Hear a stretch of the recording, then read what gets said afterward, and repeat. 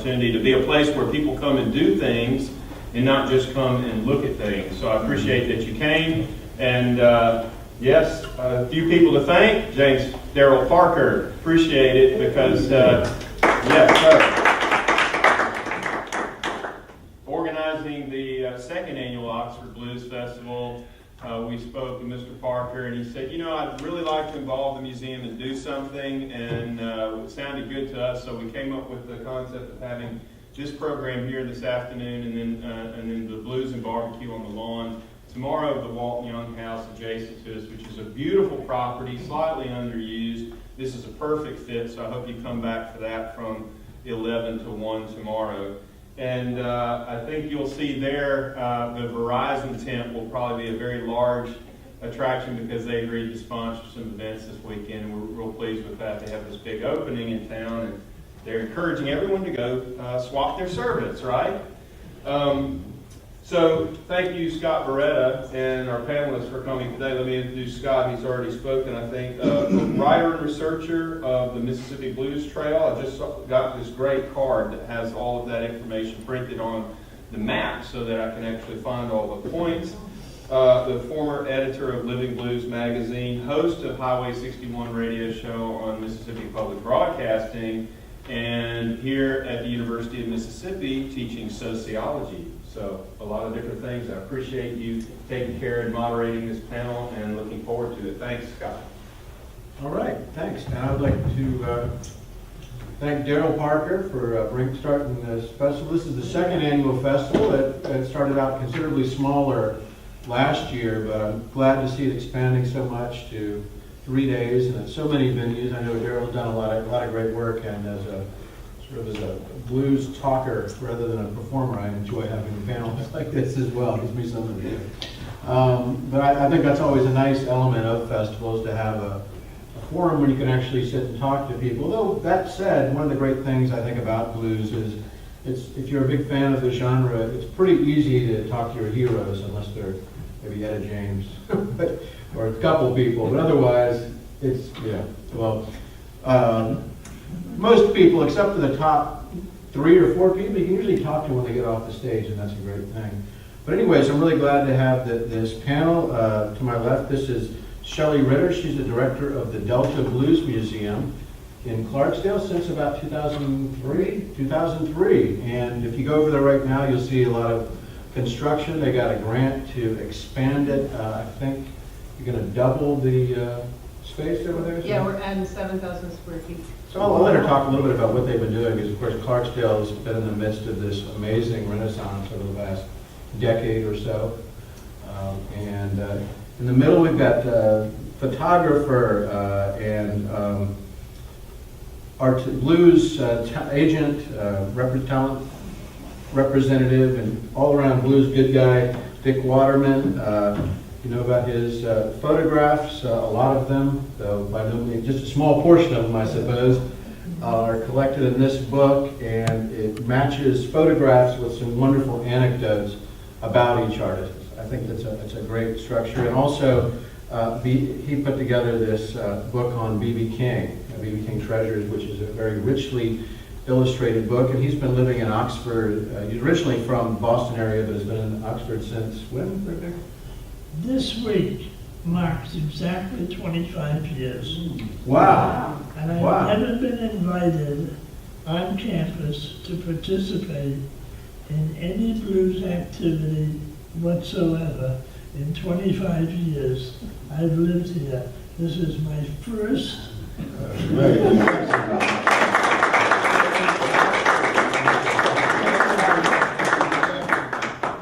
Once every 25 years. Let's mark the date there. Yeah. Okay, and then at the end is my good friend Ben Payton. Ben Payton is a blues artist presently from Jackson, Mississippi. Ben is going to be performing tomorrow at the festival. I think, what time? 7 o'clock will be the parishes. The parishes. And there'll be a lot of people. Ben, if you get tired of ringing electric guitars, you can go over and see Ben. Ben plays in a traditional acoustic blues format or a small group format. It's not real loud anyways, no matter what he does. But Ben is originally from the Delta and lived for many years in Chicago, played R&B, and about a decade ago moved back to Mississippi, and he's one of the relatively few veteran artists. You don't want me calling you a veteran now, do you? You get more money when you're a veteran than the blues. But so, Do you want to mention Preston? yeah, I'm going to mention Preston, because Preston, who's going to have to leave here in a minute. We've got a special guest here. Preston, you just stand up and acknowledge him. Preston was just my guest on a forthcoming Highway 61. Preston, like Shelly, is a graduate of the Southern Studies program here, and he lives up in Memphis, and he just published this wonderful book, The Chitlin Circuit and the Road to Rock and Roll. It's on Norton Press, a major press, and Preston's gotten coverage, and very positive coverage. It is. He says he won't read them himself, but he has gotten very positive reviews in the Washington Post and the Wall Street Journal, and some terrible ones other places. No, but anyways, it's a great book, and it talks about the development of the network of nightclubs and promoters and DJs that sort of gave rise to so much of the, made possible so much of the music that we love. And it's a wonderful book, and Preston's a great storyteller. He's going to have to leave early, not because he's bored with any of us, but because he's signing books at 5 p.m. over at Off Square Books. So I encourage everyone here to go over and buy a couple copies of it. It's a great book. Thank you. You're going to stick around and play the guitar? I need to go buy a pen, so. He actually has to go sign books, I think, in advance. I do, yeah. Thanks to Preston. We'll come see you over there. Okay. Anyway, so I thought today we'd just talk a bit about the current state of the blues from a couple of different perspectives. As I said, Shelly is in the midst of the center of blues tourism in Mississippi, maybe in the world, Clarksdale. And Dick, of course, managed many artists in the 60s and 70s, but has also continued to be involved in the blues nowadays. Traveling, I think you just got back from Oregon, right? At a blues festival, you travel abroad to festivals.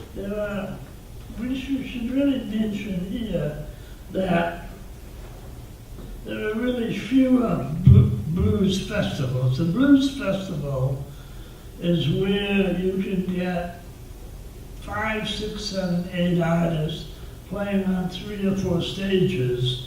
And on a holiday weekend, 4th of July, Labor Day, Memorial Day, you'll get a 3 or 4 day festival, and it's a good payday for 15 or 20 artists. The problem here is that these things are tied to the economics of the city and the state and the country. Back around 97, 98, 2000, everything was flush.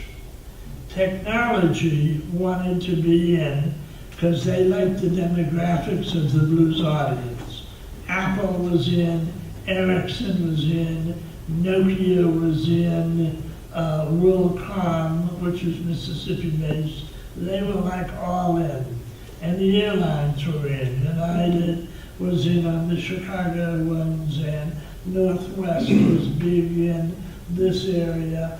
But then after 9/11 and the economic boom, the technology boom thing, they both happened, and some major cities have lost festivals that were long-standing.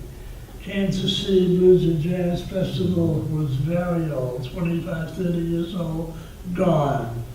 Tom Mazzolini ran the San Francisco Blues Festival, a venerated festival. He ran it alone over 30 years, gone.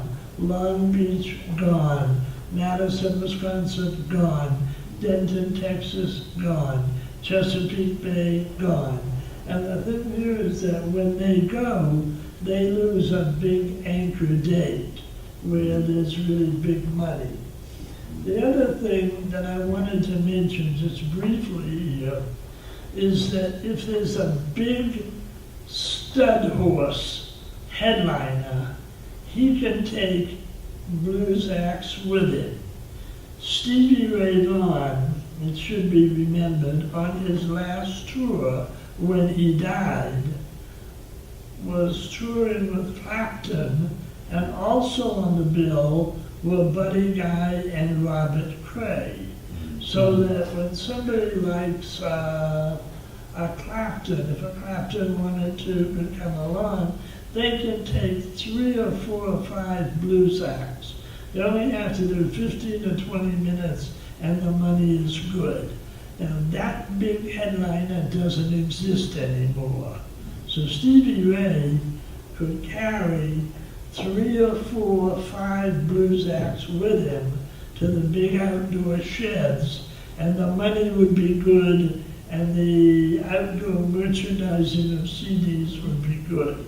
So those are sort of ancillary thoughts there. That in other words, if somebody were to come along, if John Mayer or Jack White of the White Stripes decided to do a blues performance and hit the outdoor sheds on a blues tour, they could take 3 or 4 blues acts along with them.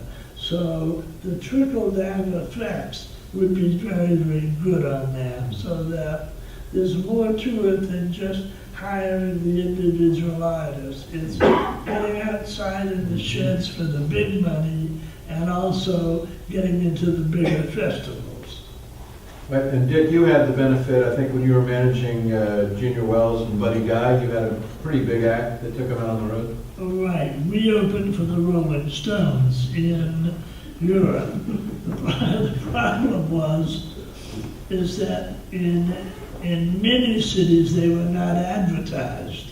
I mean, like no advertising at all, especially in Italy.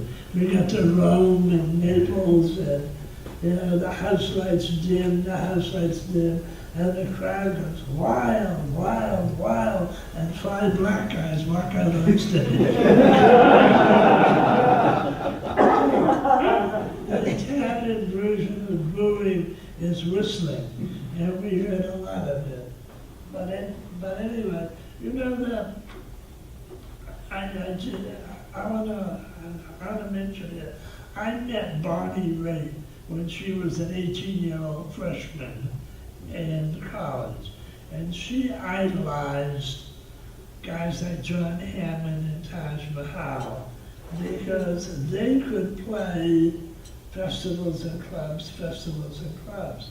And she got her opportunity. She opened for Fred McDowell, and she was from Como, not far from here, and she opened for some of the others. So that when she was able to, we turned it around, and she was able to hire Robert P. Williams and Roosevelt Sykes and Roosevelt Montgomery, and they all opened for her. There was one incident where she was going to be in the Pacific Northwest at the same time as Muddy Waters. So I asked Bonnie, I said, you want to put Muddy on the show with you? And she said, no, absolutely no. I'm not following Muddy. Muddy should follow me. Muddy Waters should never be my opening act. So I said, well, it's too late. He's committed to Seattle, Portland, Eugene. He's committed and you're committed. So he's either with you or against you. And if you play against you, you're going to hurt his ticket sales. So what we did was, Muddy opens for Bonnie. He only has to do 30 minutes, one show. He gets the A-list material, champagne in the dressing room, great sound and lights, and he has a great time. And Bonnie brings him back out, and they encore together. So things like that are possible, but, she doesn't consider herself a blues act at this point, nor has she for a very long time. But if a white act, if a Jack White or somebody like that will step up and start doing the outdoor sheds, he can give a really good payday for 3 or 4 or 5 acts. You can build a movable festival. So there's all sorts of different way of, as you said, a lot of the cities, I think, jumped on the bandwagon in the Right. 90s. You had a lot of large municipal festivals. Right. The one sponsor, this is kind of a paradox, the one sponsor that has been loyal to the blues community in good times and bad times is casinos. That may not occur to you, but the casinos think that blues festivals are a good investment. And the Isle of Capri helps the Clarksdale Festival, whatever, and of course they basically underwrite the King Biscuit Festival.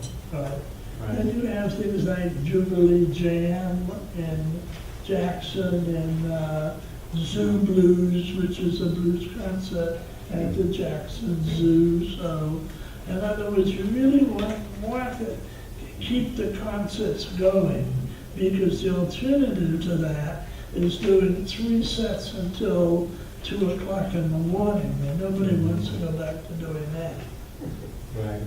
Yeah, Ben, you've talked a bit to me about that, about the type of new kind of gigs that you've been getting. I know as an acoustic act, it's even worse to be in bars. Anybody who lives down here or visits down here knows people like to have fun in the bars. They're not always the most friendly to acoustic acts. They're letting people be heard. But can you just talk about that a little bit, about what type of, I know that one of the things, as I think blues is getting more, I don't know, with the growth of blues tourism or the development of institutions, there seem to be a number of different type of opportunities opening to play at museums. Can you just tell me a little bit about some of the places you got to play recently, where I got to see it? Okay, well, the most very dear thing to me was the Library of Congress and Kennedy Center. But back to your point, it's just natural that the acoustic blues is where the art form is really portrayed. That's what it's about. It's a listening type of music. And it just is kind of like out of this court when you put it in a bar where people came to really drink and socialize, and you're not their main focus. And so you feel the blunt of that when you play. And places where, like a sports bar, that's why I don't play sports bar. You learn these things, you don't play sports bar. And my research, and I found out, but it's always not nothing new, but it's always have been like the commercialism side of the blues. That's that money-making side. And then you got the actual art form. And that's why the acoustic blues is kind of like, squashed by the commercialism. But it's still, the acoustic still has that growing artistical appeal that appeals to the older folks, but it might not appeal to the younger generation. And so that's what you find in these scenes where the blues is tithings and sports bars of the younger generation, that they want to hear that rockish, feel. So an acoustic player can really be damaged, in an audience like that, So I think it's better, to, if you're going to do the art form, which I desire to do, is to find the college sets, the schools, and the places like that, where they're more willing to be educated a little bit and deal with some art form and stuff like that. So it works better in those arenas like that. Yeah, what's been your experience of working festivals? Have they accommodated? Festivals is kind. I was just in Chicago, the Chicago Blues Festival, and I had to deal with a problem. It was, last year was, I noticed it, but this year was even worse. where like the big stages is about 150 yards away from the acoustic stage. And the sound comes on over to the acoustic stage, and when you're talking, you can forget it, you don't talk. Because the music will drown you out from the other stages. So they're gonna have to work on doing something about that. But even at that, when you play, I was amazed to the attention that they gave us, and not even knowing about that we had just come from the Library of Congress to the Kennedy Center. But we sit and we got a compliment that, well, not saying it as a boast, but they said, well, hey, that's the best I heard all week. You know, so that sounded good. You know, that somebody was really listening to it, you know. But we got a good response from the audience that was actually listening there. Like I say, it seemed to me, Scott, that the state is now, the artistical side is mostly moving to the elderly of peoples, those that are being educated and want to learn about those things.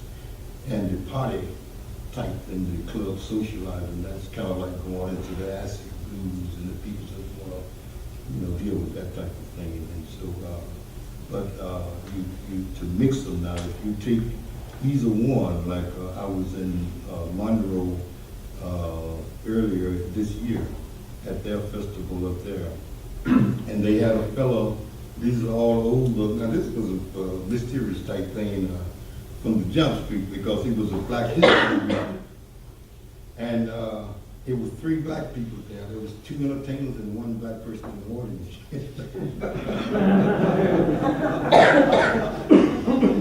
So what happened is to open up, they brought this fella in and he played this loud rock jazz, and he just, he played this loud rock stuff, and they just wondered, what is he doing here?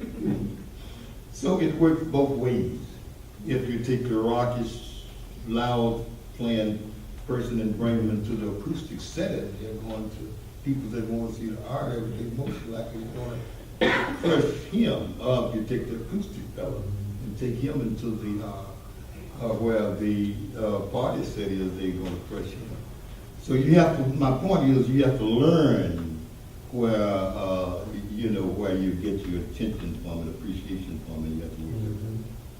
Right, and the program that Ben went to, I actually was able to go accompany Ben to the Kennedy Center and Library of Congress, but this was a program arranged through our Mississippi Arts Commission that Ben was selected to represent the state at a special series at the Library of Congress, and they partnered with the Kennedy Center across town. Kennedy Center, if you're ever in Washington, D.C. and you don't want to spend any money, at 6 p.m. show up at the Kennedy Center. They've got a free show every night of the year. Maybe not Christmas, but for a number of years. And you can see all kinds of great music. I think the shows were at like 6 or 7 p.m. Right. A lot of times it's something for people to do while they're waiting to go see a play or the opera. But, well, there were 500, 600, 700 people sitting quietly watching your show. It was wonderful. And you also got to another outlet, I think, for blues artists now at some of these festivals. You played at a couple of these events out at, like, what's the one, Port Townsend? Is that right? Oh yeah, that is really nice. Port Townsend is more like a clinic festival. It's where like a lot of different things happen during that particular week. You got people come from all over to take classes. Like you take an amateur musician, can sit down with a professional, and they can work a little workshop together. And they got all type of instruments that they can, whatever instrument you play, you can go to a class of that sort. Was it a mandolin? You've got washboards, and you can, be exposed to somebody that's professional at the instrument. So they pay you to come there, and then also around the town, on the last couple of nights they have like clubs that receive the professionals there, and they put on the show for all of the people that in that area, whoever comes there. But that week is more like a learning section of different artisans sharing like that. And again, I was up out of place. They brought me up to substitute a singing teacher. That's my weakest point. You know, I mean, I sing, but, I never really just talk voice or talk singing, so I could do pretty good with the guitar, but it was really enjoyable. I really appreciated and enjoyed that experience to be up there for that week. Now that would be a good thing also to be a part of, maybe a couple of days part of this festival. This is a young festival, and I think, Daryl's really reached out, I think, we're not depending on large corporate sponsors. I know he's been out hustling. If you look at the number of little icons on the posters, you can see he's got various things in trade and has a nice little... Sure, man. One other thing pertaining to that. Now that is a money-making element too, because the people's paid to come to be a part of that weekend. But the only thing that they have an advantage on most other people, like this was once a big army camp, and they have they have a lot of facilities like barracks that people can stay and stuff like that, and they have a big cafeteria there, so they might have a jump on you in a situation like that. Yeah, we actually do have, a couple months ago, Adam Gusso, who teaches English here at the university and is part of the professional blues duo, Satan and Adam. He ran a very successful harmonica camp up at Foxfire Ranch, north of town, where all of this festival's events are staged on Sunday. And I believe over in Clarksdale, there's a couple of harmonica camps, and then... Right, John Jendick comes twice a year now. And you might be involved, I'm not sure, with the Pine Perkins. The Pine Top Perkins Foundation has done piano master classes for 2 years in a row. And this year they added, Bob Morgolan came and taught guitar. And 2 of our students from our education program at the museum went this year, and 1 student went last year. That's what I wanted to ask. I wanted to transition from Ben talking about the educational program there, which is, I think, a lot of like blues guitar players or various musicians taking a vacation and getting to beef up on their skills. But what I think is really interesting about the Delta Blues Museum is not only are you sort of showcasing or preserving artifacts from the past, you're museumifying the blues. Some people talk about this, what we're doing with the Blues Trail, or the museum's being kind of negative because it's focusing on the past rather than the present. You all have really been responsible for producing a lot of the local musicians. Can you tell me about the history of the museum? Well, we have, it started, I think, in the late 80s. It's an after-school program, but it's not. It's open to students of any age. But it's from 3 to 5, Monday through Thursday, 52 weeks a year. So we've had students as young as 5. We've got students in their 60s. And the museum owns all the instruments, and we employ local musicians to teach people how to play music the way that it was passed down traditionally, by playing the music. They don't learn keys and scales and all that stuff. They just pick up the instruments and play. And to keep everybody's ego in check, we don't produce stars, you switch. So you may be the best guitar player, but you're playing drums on the next one too, that you don't play so well. So they really learn in a group situation. We received a grant from the New Hampshire Charitable Foundation, and we put together a CD last year and got to go in the local studio there in Clarksdale. And so the students who may not pursue a music career got to see that there are other dimensions of being involved in music. We also, the students did all the artwork for their album covers, so they watched that happen, and of course they want to do it again. So we're working on one for this year. And it's wonderful. The CD is wonderful. Yes, very nice to do. I had something that I kind of stumbled on back about 1966, 67. A lot of colleges and universities have a guest lecturer budget that up to $250 or $300 or $500, they don't have to have permission from a department head just for a $250, $300 guest lecturer, they can allocate this money. So I would bring an old bluesman in to campus for the day, and he would go to a class on sociology, anthropology, whatever, and he would talk about working in the Mississippi Delta in the 30s, what it was like, what the riverboats were like, what the, being a tractor driver, picking cotton, hauling that long bag behind you. And so we would have sent an album or two in, so they hear the music.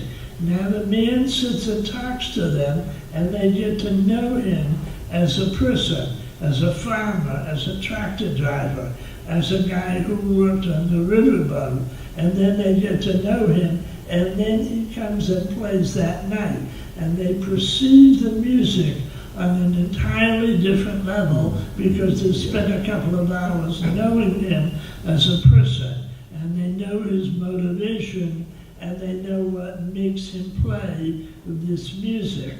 And I was able to milk little small amounts of money as a guest lecturer unrelated to the music and actually make a good payday for the artist. One of the artists who Dick is probably referring to is Son House, who he helped rediscover, found in Rochester, New York, 1964. This new book came out, apparently with your permission or help, because there's a lot of photos from you and talk with you. But right now, I just wanted to plug that at the museum, there is an exhibit on Son House, who was from the Clarksdale area, born in Riverton, 1902, probably, maybe, and lived actually a very long. When did he die, actually? 1988. Yeah, it's shocking that he was around so long, but I believe he retired in the. We don't believe 1902.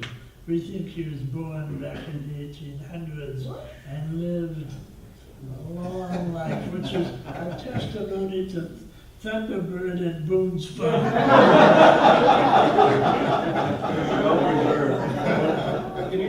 But the point that I want to make here is that he was the most emotionally committed artist.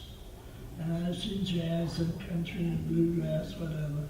When he started a song, he closed his eyes and his head went back and the sweat broke out and he like went somewhere. He went to Lula, Banks, Walls, Moonlight, Greenville. He just took himself to 1928 and 1932, and the songs would just roll on for 10, 12, 14 minutes, and then when the song ended, he had his head down, and he would pick his head up, and his eyes just blinked and refocused, and he came back to you. Buddy Guy, who did many shows with him, Buddy used to say, that old man's doing a different kind of music from the rest of us. Mm-hmm. In other words, we're playing blues. He just goes somewhere else. But the greatness of Son House was to look at Muddy Waters or Howlin' Wolf or Jimmy Reed when they watched Son House. And then you would see that his greatness, he was just one of the truly great men, and he did it without any tricks. He did it the same way. If he was on a couch in a room with 2 or 3 people, or a club, or a concert hall, or a stadium, same way. He only had one way to do it. He brought the straight truth, the real, he brought it from his heart, and he only had one way to do it. He never faked it, because he just couldn't. He just played the real, natural blues. Shelly, can you tell me a bit about what the exhibit is? And while you're doing that, maybe tell us what else is going on over there right now. All right, well, the exhibit is 13 of Dick's photographs, and then we got National Resophonics made us a resonator guitar in the style that Son played, in the 30s based on some of Dick's photos. So we had musician Bill Abel come to the reception, and he played that guitar, and he played Son House's songs and songs in the 40s, and that was really, really neat. And we also have the Clack grocery sign where Son was recorded by Alan Lomax in the 40s. That's part of the exhibition as well. And he was the mentor to both Robert Johnson and Muddy Waters, and let you give you a little plug for what's about to go on with Muddy Waters in the museum. Well, we are adding 7,000 square feet from, if you've not been to the Blues Museum, we're located in the heart of downtown Clarksdale in the renovated freight depot. So there's a 2-story building, then the long freight area. It was a depot originally built as a passenger and freight depot, so they built it really nice, thank goodness. So we're adding onto that long freight area 7,000 square feet, and we're kind of mirroring the existing building, so we'll have another long corridor and then a second story. And we're almost, we're pretty much at the edge of Delta Avenue now, about a stone's throw from the porch of Ground Zero, if y'all have ever been to Ground Zero Blues Club. But we will redo all of our permanent exhibits and have a much expanded gallery space downstairs. And the cabin is the only thing we for sure know where it's going, and it's going all the way in there down from Ground Zero. We have a couple of windows so that at night when visitors are in Clarksdale, just to go to Ground Zero or maybe to find Morgan Freeman, because our depot is, you know, it's a depot. It's not that distinctive, so we'll have these windows so they'll see it, and hopefully they'll come to the museum later. I thought you were gonna say you're gonna have Muddy Water cabin right by the Ground Zero. Well, we are, but it's going to be inside. No, I'm not thinking that yet. Right, and that cabin used to be out on Stovall Plantation, just outside of town, and that's where Muddy spent, I guess, when he was a young man. He was actually born in the south part of the Delta, near Rolling Fork. There from age 7 till sometime in the 1940s. There's a story that I heard when I was writing BB's biography. I spoke to Ike Turner, who's from Clarksdale. Ike's from Clarksdale, John Lee Hooker's from Clarksdale, so you should really get to know the town. And a lot of great soul artists, R&B soul artists, come from Clarksdale. The division between who goes blues or who goes R&B and soul is really very, very narrow, because Junior Wells and Buddy Guy grew up with Lou Rawls as a best friend. So you would say, well, gee, I don't think Lou Rawls, well, they're like, well, we're no barricades. So Ike tells me the story. He's driving back one Saturday night, and he looks over, and there's cars lined on both sides of the road, a roadhouse. So he says, ooh, I gotta stop. So he goes in, and BB's playing. BB at this point is just starting as a disc jockey in Memphis. So Ike goes in and he says, Riley, you got yourself a crowd here, but you got no piano player. So BB says, well, come on in. And so Ike starts to play with BB, and they tear the place up. So afterward, Ike said to BB, you should be recording. And BB said to Ike, you should be recording, you should be making records. So he said, well, I don't know anybody in Memphis. So BB said, well, I know Sam Phillips over at Sun. I done some sides there with bullet sides were cut, that's it. So BB said, I'll call Sam Phillips and Sam will give you a call. Now, in those days, a man's word was good. So Ike calls I'm sorry, I got it right. BB called Sam Phillips, and Sam called Ike and said, hey, I spoke to BB. BB said, you got some songs to cut. So he says, okay, yeah, I do. So they go up there, and they go up there in a car, which is called a Rockin' 88.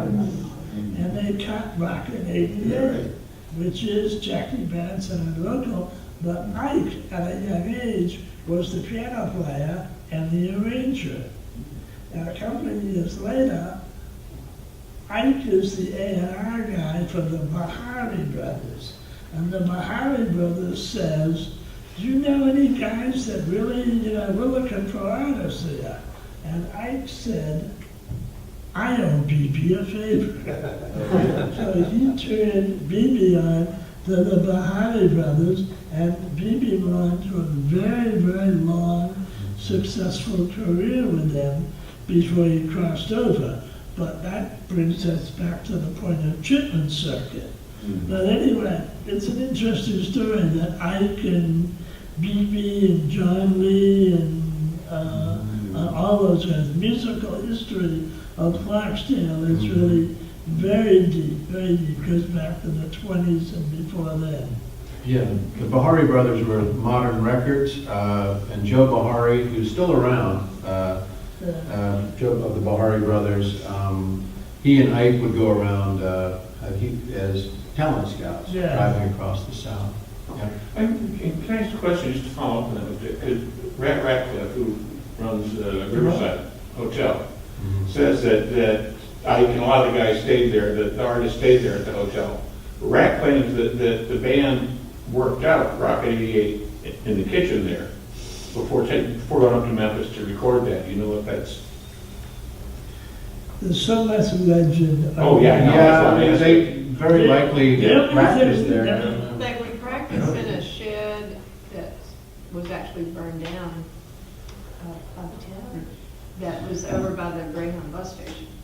Yeah, I know that they would practice there. In fact, I think the museum is the only place I've seen the CD, but some of those recordings in there, yeah. The only thing we know about Rock 88 was that the vocalist was not supposed to be the vocalist.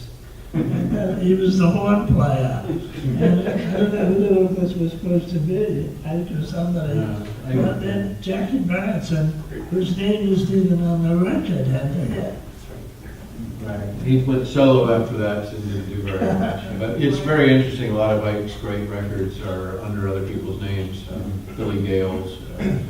But he was not really much of a vocalist. I mean, he's not a bad vocalist, but when you were comparing yourself with Little Milton and Little Willie John and B.B. King, it was a lot of people would be humble. Which reminds me, a woman from Detroit, Susan Ritter, has just written a biography of Little Willie John, which I'm looking forward to reading. It's called Fever. He had the original hit on that, Fever, and sent me some love and died in jail at a very young age. But the Susan Ritter biography should be good reading on that. It's really astounding how many blues books have come out recently. In addition to the Son House book, there's a book about an artist who Dick was very familiar with, named his company after Dick, Mississippi John Hurt. There's a new book about Bobby Blue Bland out. So it's been a wonderful time recently that so much scholarship has been dedicated to, often very belated, but it's amazing what people are able to turn up with. It's an interesting thing here. Arkansas State in Jonesboro has an academic blues research conference in late April, and people from all over the world gather there for the weekend. And somebody may have worked 15 years on the fact that Willie Brown did 2 songs in Grafton, Wisconsin in 1930. And he worked 15 years on this, and he gets to read his paper for about 10 scholars who are waiting to read their paper, and he reads his paper, and that's it. That's his little mark on it. of life. But, what's the name of that conference? Do you know which one it is? The Blues Delta Symposium. Dutch Blues Symposium, yeah. It's been going on for quite a while. Yeah, no, but it's wonderful. The University Press of Mississippi has, under the editorship of, or general editorship of Dr. David Evans up in Memphis, who's one of the leading scholars on the blues. You know, they just keep putting out all sorts of great books. And of course, University of Illinois, I think this book actually came out on Oxford, which is pretty impressive that Oxford University Press would pick up a title on Son House. It's very well researched. He was absolutely driven to write that book. He asked me about it, and I said, I thought that things like the Martin Scorsese series or Bill Wyman's Blues Odyssey, there'd been so much written that I didn't know if Son House alone could hold a book. So I said, if you can prove it to me, then go ahead. And he was just driven to do this book. I said, Yeah, okay. I'm reading it now, and I was pretty amazed because there were a lot of little pieces of interviews that came out. And nowadays, with the internet and with archives, people are able to gather all these different things. What I confess here, and it's really, it holds me in low regard. I drove this country with Son House and Skip James and John Hurt and Robert Pete Williams and Joseph Spence and on and on and on. And I mean, we drove thousands of miles, weeks, just all day. And I wasn't a scholar. I didn't ask the questions. If I had asked the right questions of these people, I would be a preeminent scholar. Really, it's true. It's that Son and I talked about hamburgers and movies and things like that. I spent just years driving this country with men whose greatness I knew and appreciated, but I just never gathered the material which they took to the... Lemon Jefferson. This is a song I love. I don't do it like Blind Lemon, like Blind Lemon Jefferson. My point was that he had such a style and things that was difficult to do.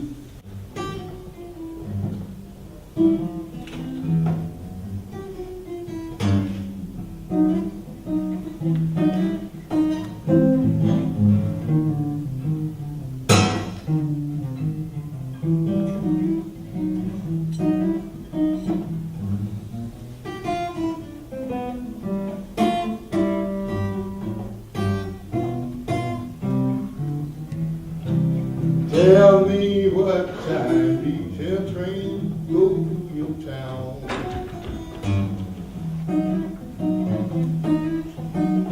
I wonder what time these trains go to your town. I will laugh and talk with the long and teeth and brown. Say one goes south at 8. One goes north at 9.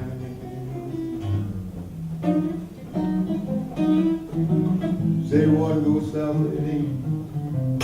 One goes north at 9. Well, they give me an hour to talk with that long-haired teeth and brown. All right.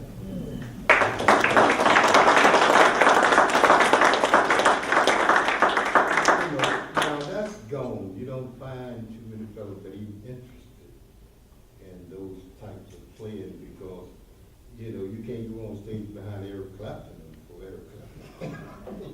Yeah, nothing like that, you know. Buddy Guy. So, but anyway, the last one, this was another one. This is Blind Boy Fulton. And these was two fellows that had two unique styles that you just don't find, you know, too many people just grab, you know, their stuff. But this is called Weak Shaking Woman.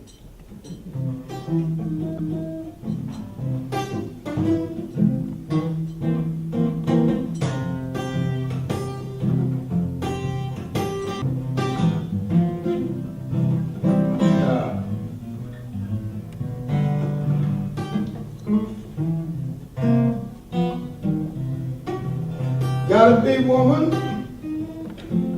me shaking on the bone. Say, hey, hey, me shaking on the bone. Every time we shake, something must run me come home. Yeah, that's it, that's it.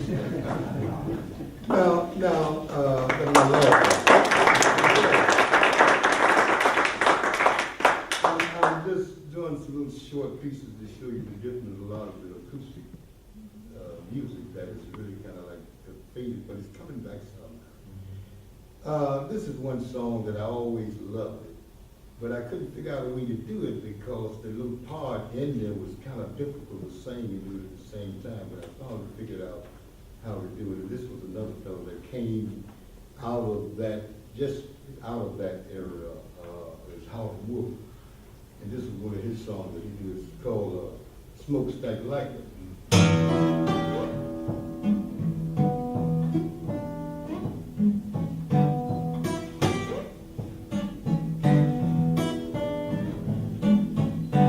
Oh, smokestack of lightning.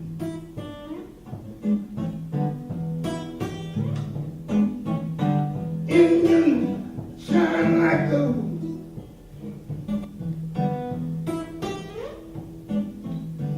Oh, smokestack lightning. Oh, engine